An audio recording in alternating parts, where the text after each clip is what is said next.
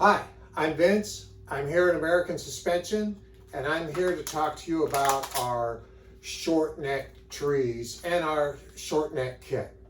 Now, most of you are used to using our bolt-on neck kit, but there's a few of you that would like to cut and weld your neck in place when you do a big wheel kit. Now, for those of you who are going to do that, our short neck is a great way to go because it's a very short neck, and so it allows the bike to sit lower and still give plenty of room for that 32, 34-inch tire you're planning on using.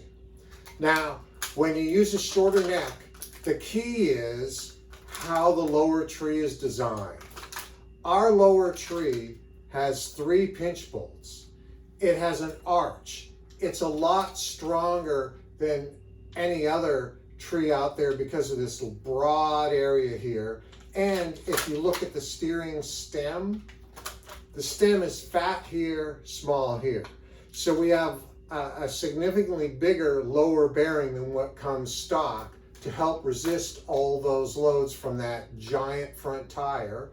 And because you have this very, very short neck. So it really works out good.